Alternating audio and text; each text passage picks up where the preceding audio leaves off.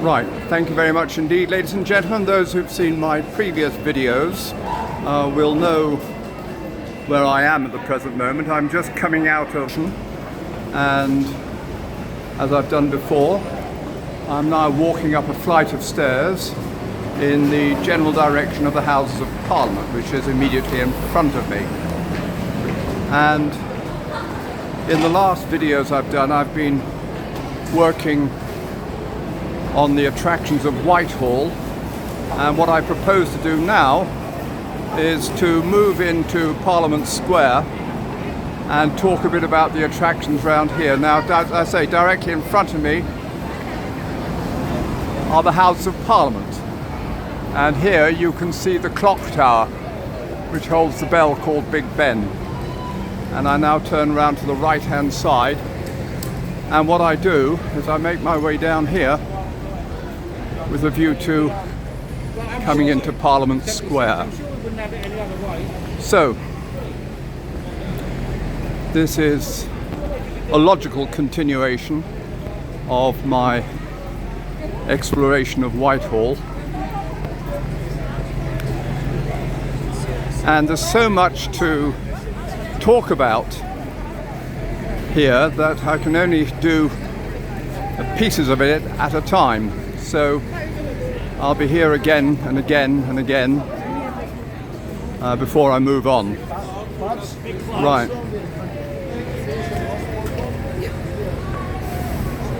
Now then, what I am proposing to do, as soon as I get the opportunity, is to cross over the road into the square.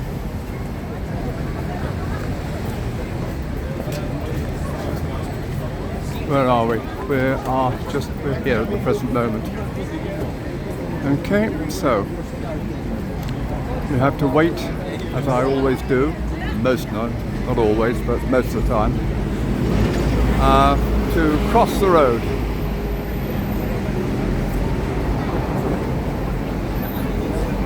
London, I learned a couple of days ago, now has a population of 9.5 million people. And that figure is set to rise to 10 million by 2030. And that means that there are more and more cars and other vehicles piling onto the streets. And one of these days, London is going to come to a standstill. Anyway, we've got the light, so we can now cross over.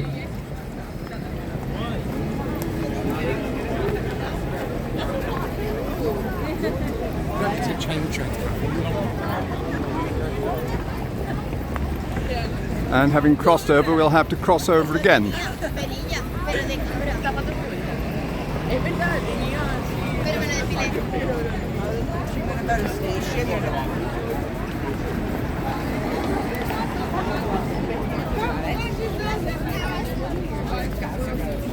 Right, so that's another look along the House of Parliament. We'll see that later on in another video. I can't do too much in one video because after a while it just gets overwhelming. We can cross because we've got the green signal.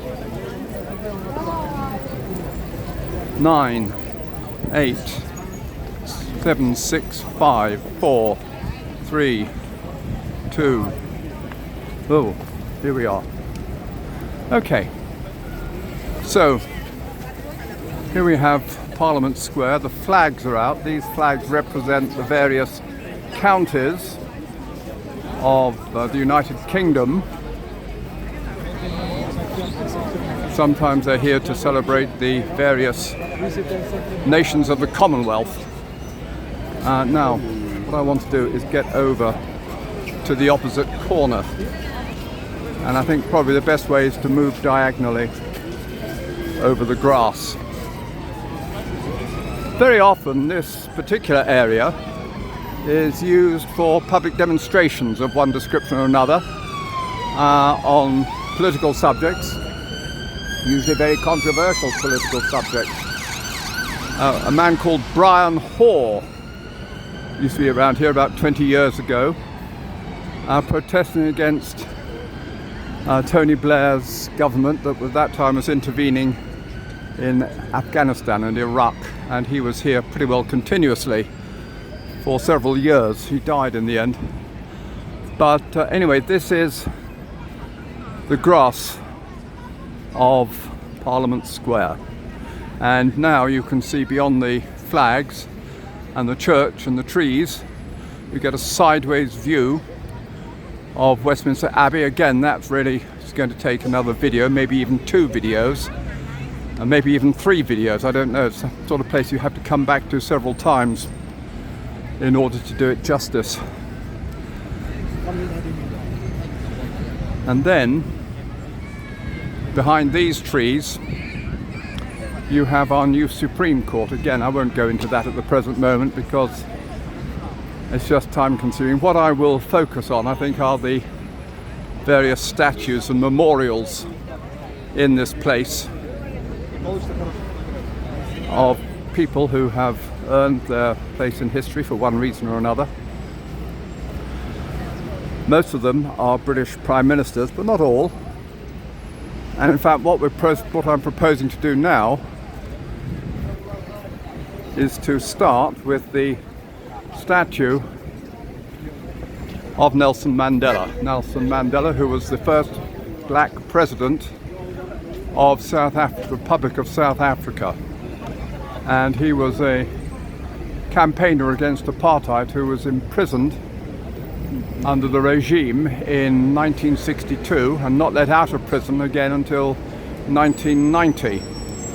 In 1994 he became the president of South Africa and remained president until 1999. And he was also the recipient of the Nobel Peace Prize. Anyway, this is Nelson Mandela, and we'll move on now from here to talk about Sir Robert Peel. Sir Robert Peel, who was a British Prime Minister. I don't know whether you can get a good view of him here. There he is. Sir Robert Peel was Prime Minister and also Home Secretary in the early 1800s, 1820s, that sort of period. In fact, he was quite influential in British politics until his death in 1850, when he had the mishap to fall off his horse in Green Park. Anyway, why do we have a statue of Peel? Well, one thing, he was Home Secretary in 1829. It was he who created what we now call the Metropolitan Police. And at that time it was a very controversial measure. Other countries had police forces, but they were always a branch of the army or the military. And the British police force, the London Metropolitan Police, were really the first people who were set up. No, not quite the first. You had the Thames Police. But this was a system that was modelled on the Bow Street runners of the 18th century, and they were the police there were not military people, not military men, but they were simply ordinary citizens who were well trained in their common law rights and their common law duties, who were able to apprehend people and prevent crime. That was the thinking. And this goes all the way back to 1829. And this was just for the metropolitan area of London as it was at the time, but then the idea spread to other local authorities around the country, and it also spread throughout the British Empire. So the Metropolitan Police became the model for police forces throughout the world. He was also the man who published what they called the Tamworth Manifesto in 1834. Now, in 1832 we had the reform of Parliament, which eventually, or inevitably, led to the dissolution of the two political parties at the time, called the Whigs and the Tories. These were the old political parties that had guided the fortunes of this country during the 18th century.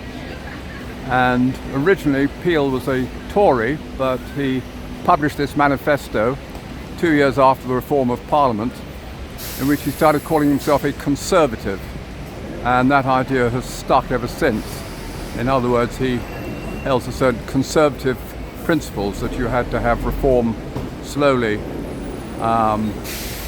after taking due consideration of all other political factors. Anyway, he was the first conservative wasn't the first man to issue a manifesto using this term conservative.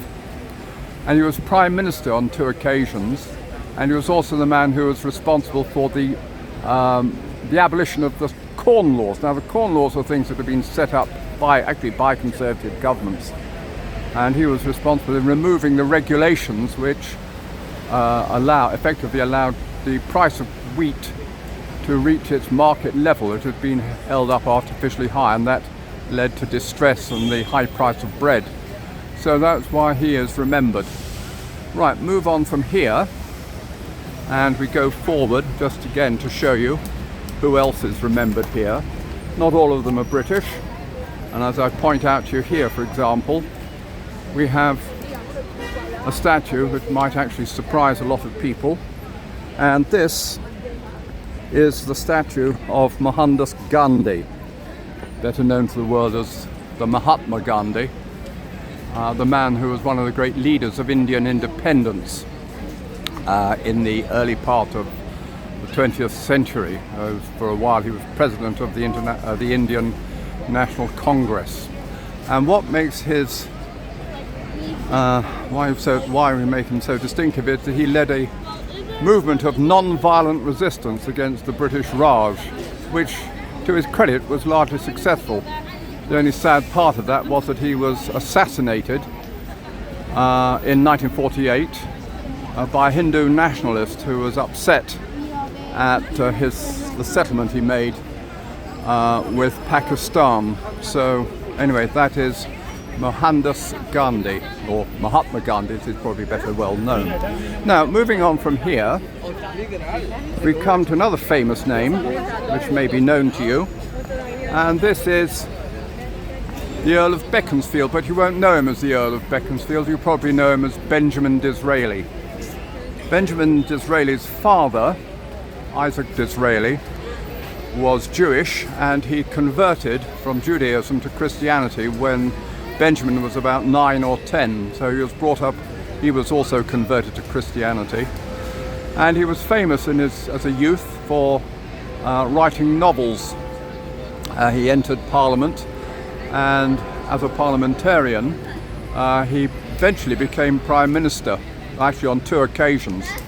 Now, he was responsible for purchasing the shares in the Suez Canal, which was opened in 1869, and that greatly facilitated the traffic of ships from Britain to India to go through the Mediterranean, then the Suez Canal into the Indian Ocean. Before that, what they had to do was go all the way down to South Africa, turn around, and then sort of come back up again into the Indian Ocean. So it cut out a lot from the distance of actually having to travel to India. So that's why he's important. He also was the man who in 1876 suggested that Queen Victoria should adopt the title of Empress of India. There had been native emperors of India right from the Mughal dynasty right until 1857, when the Mughal dynasty was overthrown, and the last Mughal emperor was eventually, as I say, he was dethroned and lived out his life in Rangoon. And since the title was then vacant, it was then taken up by Queen Victoria. So you had Queen Victoria as the Empress of India, and then her children, Edward VII, became the Emperor of India. So did George V, and George VI, you can call the last Emperor of India. That's the sort of thing which you might find in a quiz. Who was the last Emperor of India? It was George VI, King of England. Anyway, this is Benjamin Disraeli, otherwise known as the Earl of Beaconsfield, and nobody can really remember him as the Earl of Beaconsfield. So from here, what I'll do now is move over and talk about the next statue. Oh, I have missed one. I'll tell you who I've missed. Sorry about that. You might not be able to see it. Underneath the tree on the other side of the road, there's a statue of Abraham Lincoln, the American president, who sadly was assassinated in 1865. Now, there is a statue in Lincoln Park in Chicago, which is the original. This is a copy, and it was given to us by the people of America in July of 1920. So this is Lincoln, Abraham Lincoln, and it's, as I say, a gift from the people of America and set up here because America's a democracy and we are a democracy, so that's why it's here, to celebrate the whole idea of democracy. Am I going to find my way around here? They've put up barriers at the present moment, so it's not as easy as it might otherwise be. Let's just again have another look at the statue of Millicent Fawcett. Now, not to be confused with Sylvia Pankhurst. Millicent Fawcett was a suffragette.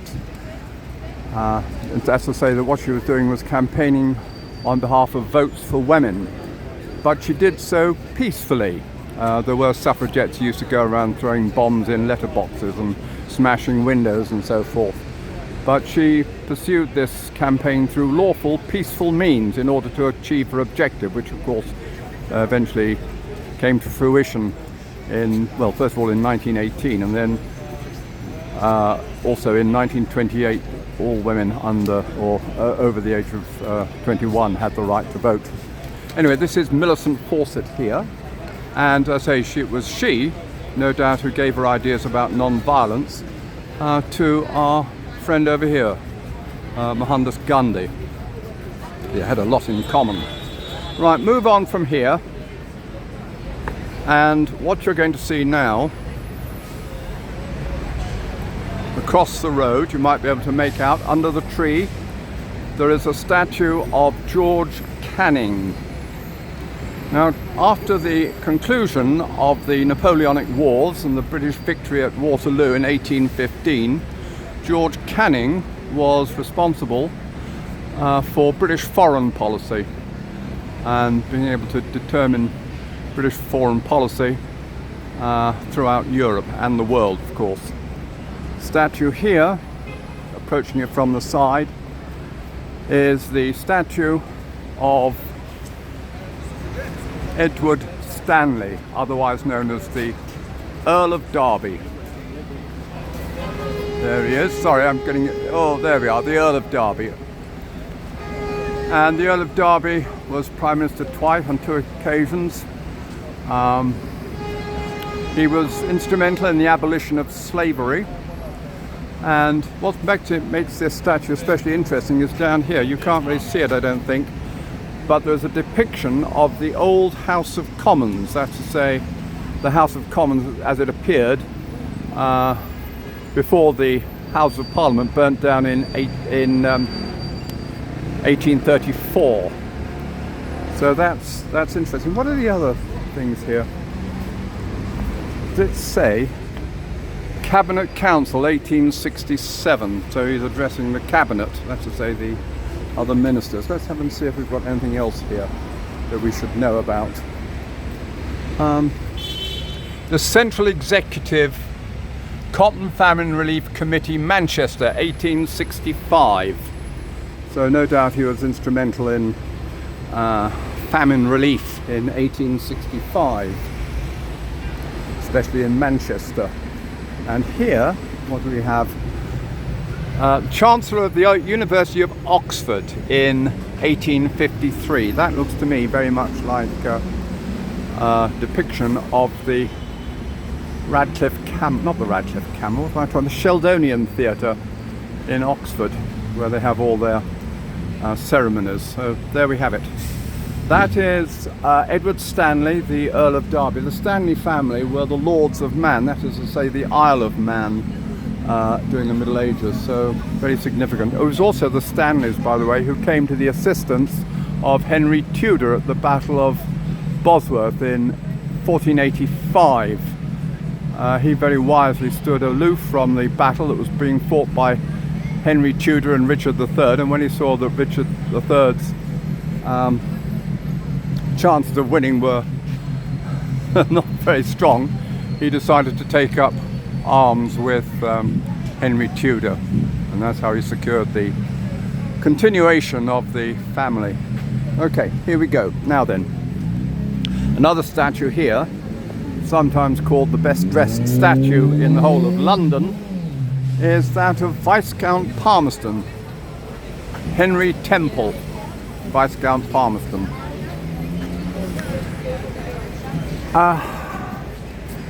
He was a very influential man in the reign of Queen Victoria, and he was the man who basically is responsible for what we call the gunboat diplomacy. If any country should object with his ideas about British foreign policy, he used to send a gunboat. So probably the less we say about him, the better. So we'll move on in haste to talk about the statue here, the next one, which is the statue of Jan, I don't know how to pronounce this, I'll call him Jan Smuts, but it's probably Jan Schmutz or something. He was Afrikaner. He was what we now call South African or of Dutch extraction. He was instrumental in setting up the Union of South Africa in 1910. That gave South Africa, which had been a British possession up to that point, Dominion status, which meant to say that South Africa was able to govern its own internal affairs, although they retained George V as their king, so it was still part of the British Empire at that time. Jan Smuts, or Jan Smuts, or whatever he calls himself, served on the cabinets, not only in World War I, but also in World War II, and eventually he became Prime Minister of South Africa on 2 occasions. So that is Jan Christian Smuts, 1870 to 1950. Here, as we go forward, we have the statue of David Lloyd George, a Welshman, very distinguished man in his time, a member of the Liberal Party, as it then was, and oh, there we go, let's get him into the frame, there we are, the pigeon on his head. Now, David Lloyd George, he was the man who produced the People's Budget of 1910. He had problems getting that through the House of Lords because what it did was put a great tax on the landowners, many of whom were the Lords, and in order to do that, eventually it got the budget through by threatening to reform the House of Lords. Well, in fact, he did reform the House of Lords, and that's why it was also remembered. It's also remembered for things like the introduction of old age pensions. Now, he was the Prime Minister who took over after Henry Asquith was forced out of office in 1916, and he remained the Prime Minister until 1922. So that is David Lloyd George, and here what we're now doing is approaching the statue of Sir Winston Churchill. Again, the sort of person who really shouldn't need any introduction from me, but I'll talk a bit about him. Sir Winston Churchill was descended from John Churchill, the Duke of Marlborough, the victor at the Battle of Blenheim in 1704, and that was really the victory in the War of Spanish Succession that established the emergence of Britain as a nation in the 18th century. Let's come round and have another closer look at it from the front. Sorry about all this. There we go. Can you see him? Yes, here we can. So, he, as a young man, he was the grandson of the then Duke of Marlborough, and he entered Parliament at the age of 26. That would have been in 1906, I think. I'll check that out, but I think I'm pretty certain it was 1906. He entered Parliament as a Conservative and then crossed the floor of the House of Commons to become a Liberal. And he was in the Liberal cabinet. He was Home Secretary. He was also in the War Cabinet, and he was the man who masterminded the Dardanelles campaign, which unfortunately lost the lives of many, many soldiers. So he was in disgrace for a long period of time. Now, he opposed the movement towards Indian independence, but he also opposed the rise of Adolf Hitler on the continent of Europe, and there were many people at that time in Britain, eminent in public life, who actually rather admired Adolf Hitler and certainly didn't want to have any chance of upsetting him and going to war. But he was a man who continually warned about the dangers of Adolf Hitler, and eventually he became Prime Minister after the war had started in September 1939. Chamberlain was eventually ousted after the fall of Norway, and he became Prime Minister in May 1940, and he remained Prime Minister for the next 5 years. It was he who eventually led this country to victory. As a man that psychologically is interesting, he used to suffer deeply from depression, sometimes just giving up on life at one point, but he kept buggering on, basically, that was it. And despite this handicap, you might call it, he eventually saw this country through to its victorious conclusion. So I will wind up there for the time being, ladies and gentlemen, and I will see you in the next video. So I'll just say cheerio, my dearios, and I'll see you again.